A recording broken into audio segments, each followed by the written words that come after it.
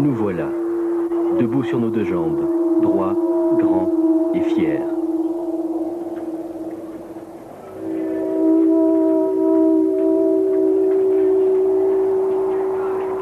Avons-nous tout simplement émergé de l'obscurité profonde du passé pour arriver à la clarté lumineuse de la conscience? Voyons-nous dans ces animaux une image de nos mères qui nous aurait donné la vie que nous chérissons?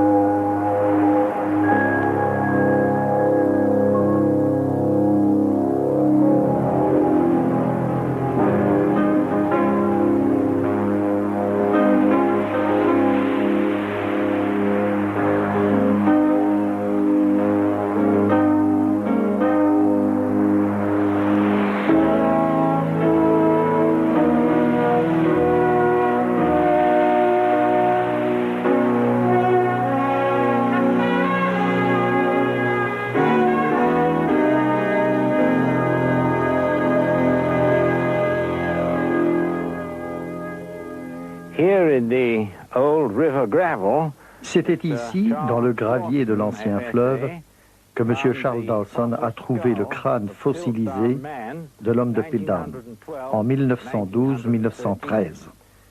La question de son origine a toujours intéressé l'homme.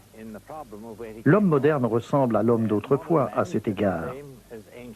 Alors que ma petite fille était âgée d'1 ou 2 ans et qu'elle commençait à s'éveiller à la vie, sa première question fut « Papa, d'où suis-je venu ?»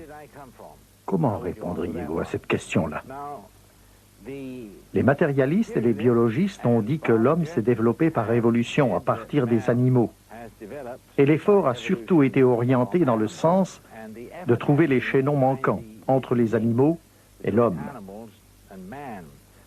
Aujourd'hui, on parle moins de chaînons manquants, on parle plutôt d'ancêtres communs.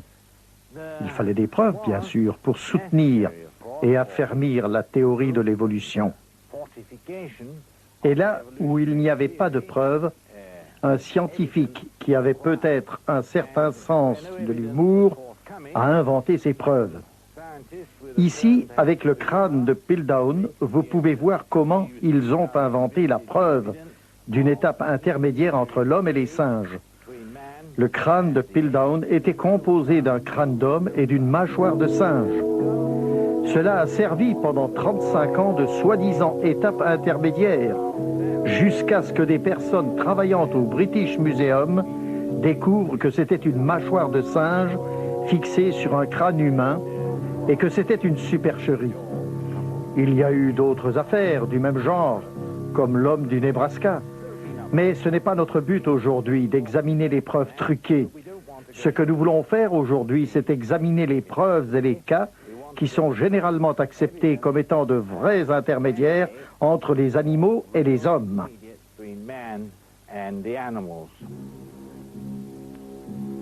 Depuis des années, et partout dans le monde, des gens essayent de trouver des preuves concluantes pour affirmer l'évolution de l'homme à partir du règne animal. Tout d'abord, les gens pensaient que l'homme de Néandertal était un bon candidat pour être le chaînon manquant. Mais aujourd'hui, tout le monde est convaincu que l'homme de Néandertal était humain à part entière. Actuellement, un des candidats les mieux connus se trouve en Afrique.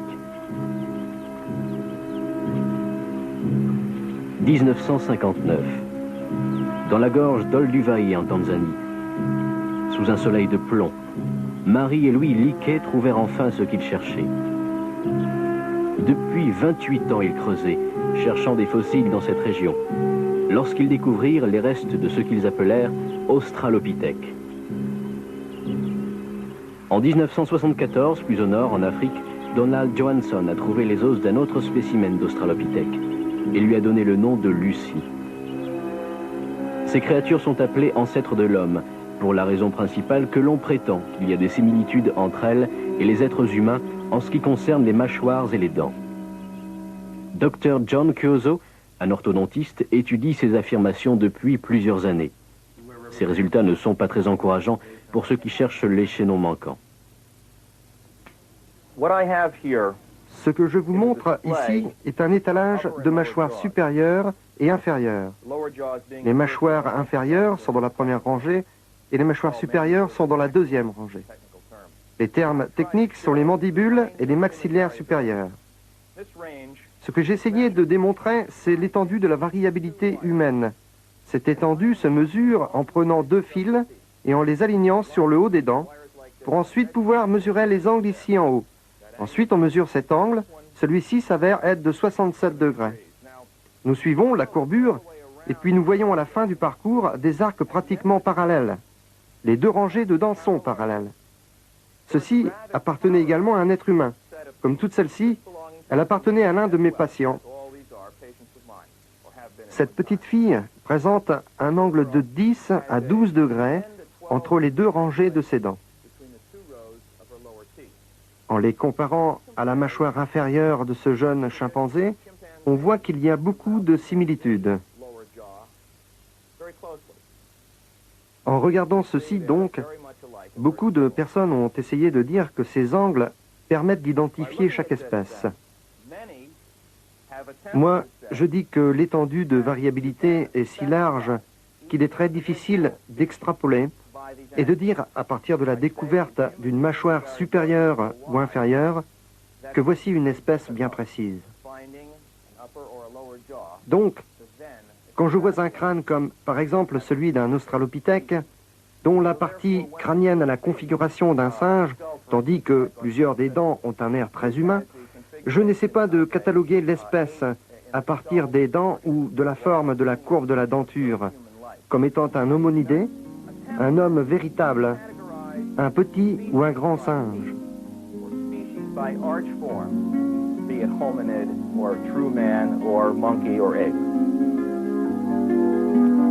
L'Australopithèque était-il un des ancêtres de l'homme moderne?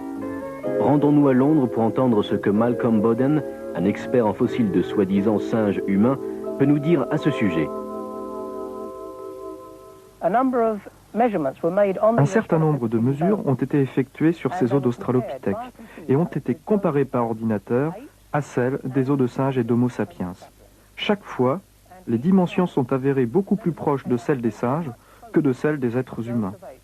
En fait, l'homme qui a fait ces expériences et qui a pris ces mesures, M. Oxnard, est arrivé à la conclusion que, pour lui, il n'y avait peu de probabilité qu'il y ait un lien quelconque entre les australopithèques et l'espèce humaine. Cette conclusion a été confirmée par le travail de Sir Solly Zuckerman, qui a effectué un certain nombre d'expériences et de tests et qui a pris un certain nombre de mesures sur ces os d'australopithèques. Il a dit que le lien avec l'australopithèque n'est pas basé sur des faits concrets, mais sur des suppositions. Les preuves démontrent clairement que l'Australopithèque n'était qu'une variété de singe disparue et rien de plus. Le nom en fait, Australopithèque, veut dire singe du Sud.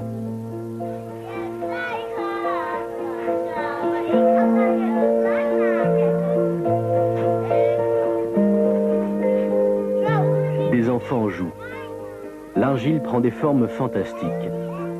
Ils utilisent des feutres et des crayons de couleur pour dessiner et concevoir de belles choses. Et quand ils deviennent adultes, ils continuent de dessiner et de concevoir des contrats d'affaires et des plans pour construire de belles maisons. Ils créent et construisent des villes immenses où ils vivent avec des milliers et des milliers de voisins.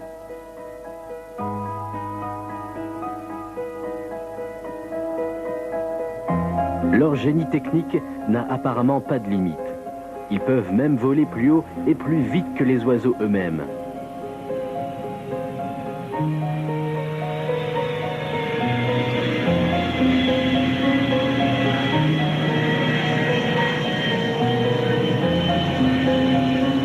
Homo sapiens, l'homme moderne. D'où vient-il? À côté des découvertes d'Australopithèques en Afrique, en Tanzanie par les Liké et en Éthiopie par Johansson, d'autres restes existent d'une espèce que l'on pensait, à un moment donné, être un intermédiaire entre l'homme et les singes, l'Homo erectus. Entre 1920 et 1940, on a découvert des fossiles près de Pékin qui ont été classifiés en tant que Pithecanthrope pekinensis. Mais plus tard, ils ont été reclassés sous le nom de Homo erectus.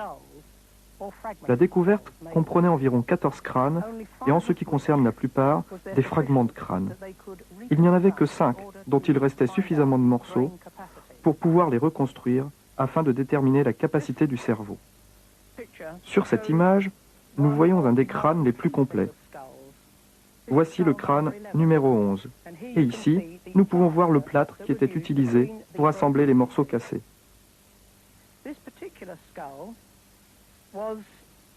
On a ajouté à ce crâne-ci quelques os provenant d'un visage trouvé quelques mètres plus loin. Le crâne était complètement reconstruit et cette mâchoire fut trouvée dans une partie des fouilles environ 28 mètres plus haut. Sur ce crâne de base, on a façonné le visage d'une femme et ils ont donné le prénom Nellie à ce crâne. Or, c'est cette image-ci et cette reconstitution-ci qui eurent une très grande diffusion médiatique. Mais je me demande combien de gens se rendent compte que tout avait été basé sur un crâne brisé en plusieurs endroits et reconstitué de cette façon. Non seulement on reconstitue les crânes en se basant sur quelques fragments d'os, mais les visages qui ressemblent plus ou moins à des visages humains sont le résultat de l'imagination d'un artiste. D'habitude, quand on donne à des artistes des os de singe, ils essayent d'en faire une reconstitution qui a l'air aussi humaine que possible, pour lui donner cet air particulier qui convient si bien aux idées que l'on a des étapes progressives de l'évolution.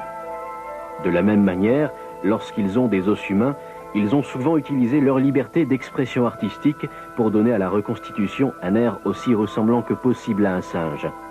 Il est impossible de dire combien de cheveux ou de poils recouvrait une personne en regardant ses os.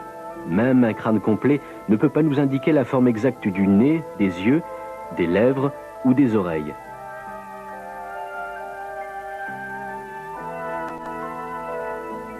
Près de Pékin, en Chine, des chercheurs ont trouvé, en plus des crânes fragmentés ressemblant à ceux des singes, des restes de l'homme moderne et des traces de feu.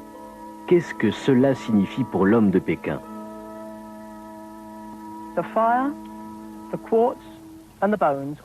Le feu, le quartz et les os indiquent tous que des êtres humains habitaient ce site de Pékin. Quand ces hommes sortaient en groupe dans la forêt pour trouver de la viande, ils tuaient des antilopes, des rennes et tout ce qu'ils pouvaient trouver.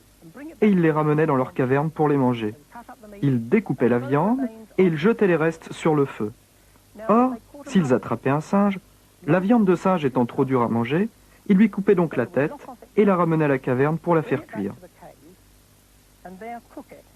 Quand elles étaient cuites, ils cassaient le crâne pour accéder à la cervelle qui était délicieuse.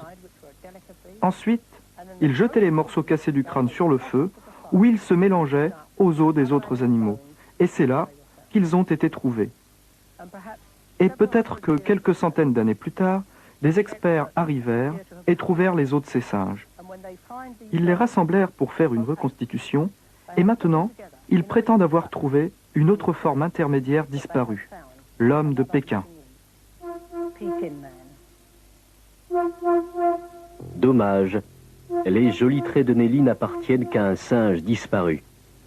Examinons d'autres tentatives de trouver des liens entre les hommes et les singes. Des scientifiques en Oklahoma utilisent la télévision pour observer un chimpanzé, Washoe, depuis plus de 10 ans. Il semblait possible d'enseigner à Washoe un langage de signes. En utilisant ses mains ou sa tête, elle peut dire à ceux qui l'observent qu'elle veut une fraise, une pomme, qu'elle a soif et beaucoup d'autres choses.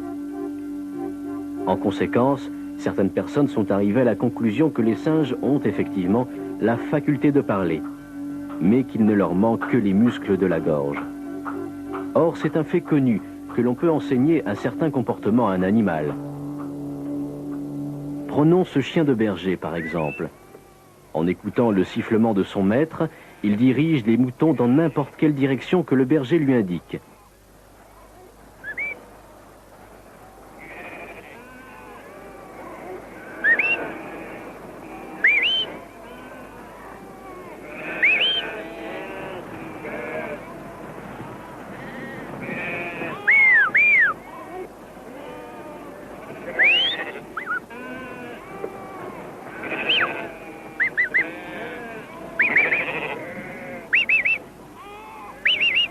Mais est-ce que l'apprentissage d'une réaction à certains signes constitue une vraie indication de la capacité du cerveau pour la réflexion cohérente et pour la parole? Assurément pas. L'écart entre l'homme et l'animal est trop important à franchir. La grande difficulté, c'est qu'il y a une divergence importante entre les hommes et les animaux. L'homme a un ordinateur qui contrôle son langage et il a un centre du langage dans son cerveau, ce qu'un animal n'a pas. Beaucoup de personnes ne seront pas d'accord si vous dites des choses comme cela, car un animal peut apprendre un vocabulaire, un chien peut apprendre les différents sifflements du berger, il peut réagir en conséquence et tous deux peuvent communiquer entre eux. Un dauphin peut également apprendre un langage de signes. Un singe, comme Washoe aux États-Unis, par exemple, a appris un langage de signes à ce qu'on dit. Un animal peut apprendre un vocabulaire, mais il ne peut pas apprendre un langage grammatical. Et c'est cela la grande difficulté, car il faut un ordinateur très complexe pour faire cela. Il n'y a pas eu de découverte d'étapes intermédiaires entre un homme qui serait un animal qui parle et un animal qui n'aurait pas la capacité de parler. L'écart est très grand. Mais tout de même, dans les cercles scientifiques aujourd'hui, on recherche toujours des intermédiaires entre l'animal et l'homme.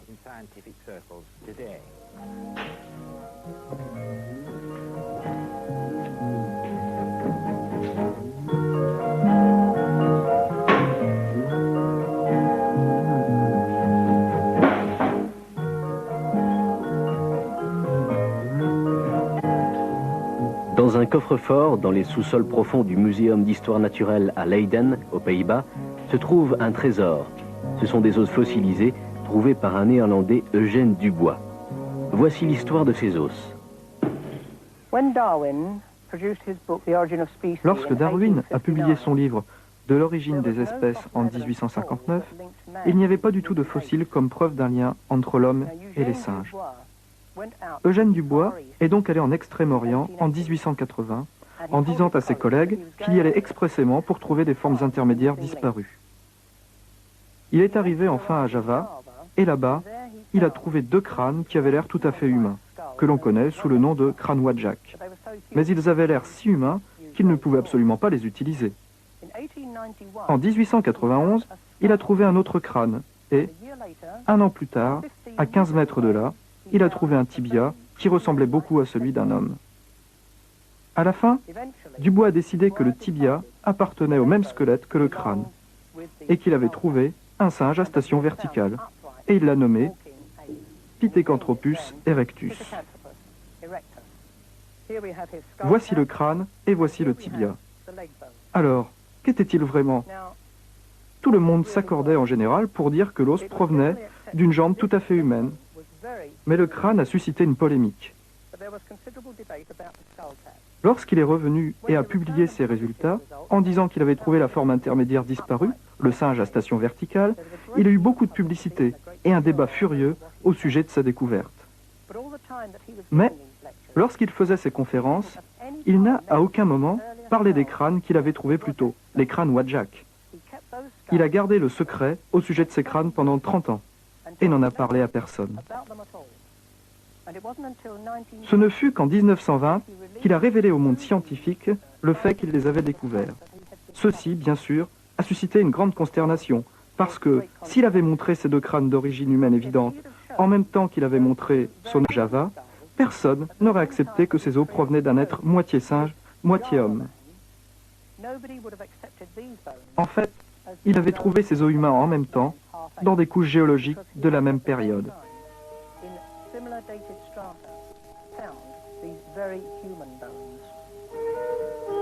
Plus tard, quelques années avant sa mort, il a avoué que tout ce qu'il avait trouvé, c'était le crâne d'un gibbon géant.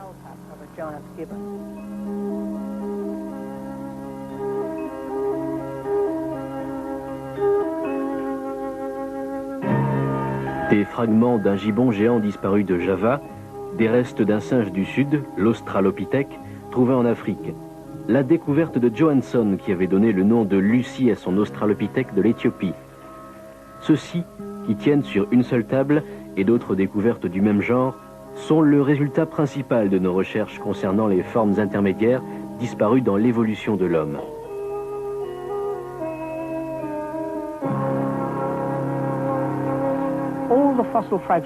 À mon avis, tous les fragments de fossiles que nous avons examinés jusqu'ici proviennent tous de singes.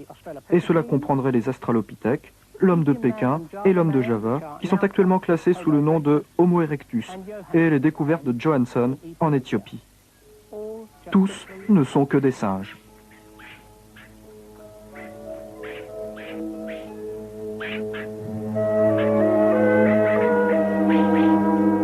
Mais n'y a-t-il jamais eu des preuves qui démontreraient que les êtres humains et ces singes disparus ont vécu à la même époque? Le professeur Wilbur Rush étudie cette question depuis de nombreuses années. Au fur et à mesure que l'on trouve davantage de fossiles, ou tout au moins jusqu'ici, en tout cas, il semblerait que de manière constante, nous constatons que des traces de l'homme apparaissent en parallèle avec les traces de ses soi-disant ancêtres. Donc, la théorie selon laquelle l'homme se développait à partir de ses formes primitives est, pour le moins, incertaine et ne peut être soutenue. Au lieu de cela, nous nous trouvons devant un développement en parallèle. Des traces démontrent de manière constante que l'homme existait à la même époque que ceux qu'on appelle ses ancêtres, et ceci en remontant aussi loin que nous pouvons dans le passé, pour ces formes soi-disant semi-humaines et humaines à part entière. Ici, nous voyons les divers chaînons manquants supposés. Les voici placés approximativement à leur profondeur relative dans la colonne géologique. Pourtant, si nous poussons plus loin nos recherches, nous trouvons que dans certains cas, ces soi-disant hommes-singes ne pouvaient pas être les ancêtres de l'homme, car l'homme moderne, Homo sapiens, existait déjà. Non seulement l'homme vivait au temps d'Homo erectus, mais également on a trouvé des fossiles humains et des objets façonnés dans des couches géologiques ayant un emplacement semblable à celle d'Homo habilis et d'Australopithecus. La même chose est vraie en ce qui concerne Ramapithecus. Il semble être de plus en plus évident qu'aucune de ces créatures ne pouvait être un ancêtre de l'homme, car l'homme existait déjà. On enseigne souvent à nos enfants qu'il y a une abondance de preuves pour appuyer la théorie de l'évolution de l'homme à partir d'ancêtres semblables aux singes. On leur montre des illustrations très imaginatives qui prétendent dépeindre exactement ces ancêtres. Mais quels sont les faits? L'homme est-il un produit de l'évolution? Si tel est le cas, il ne semble pas y avoir de preuves dans les traces fossilisées. Les formes intermédiaires disparues entre l'homme et les singes, tout comme les chaînons manquants entre tous les groupes d'animaux et de végétaux, sont toujours manquants. Autant que nous puissions le déduire à partir des preuves, l'homme a toujours été homme, et les singes ont toujours été singes.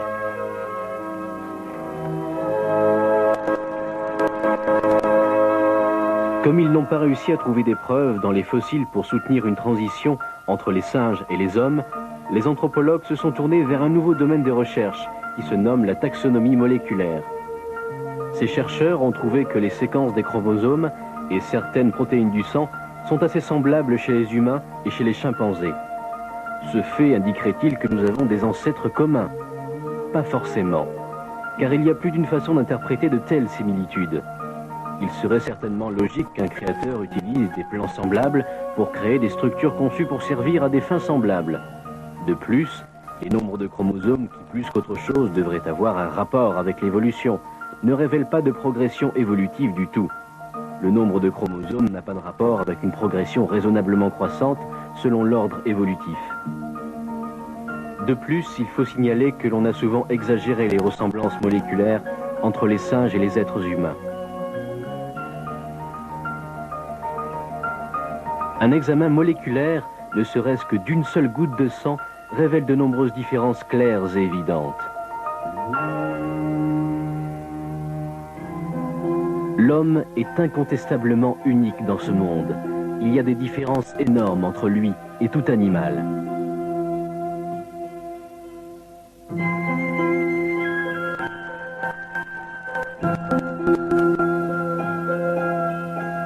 Homo sapiens, l'homme moderne, créé en tant qu'être parfait, descend lentement vers l'obscurité. Mais son caractère unique reste toujours évident. Cela se voit clairement, surtout dans son pouvoir créatif.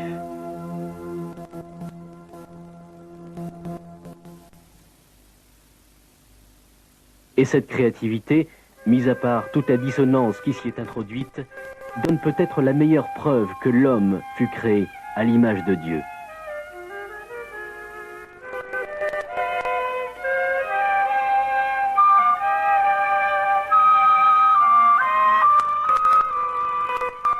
Entre l'homme et le singe, il y a certainement une ressemblance en ce qui concerne la forme. Mais cela ne veut pas forcément dire qu'ils sont apparentés de la même famille. Professeur Wilder Smith.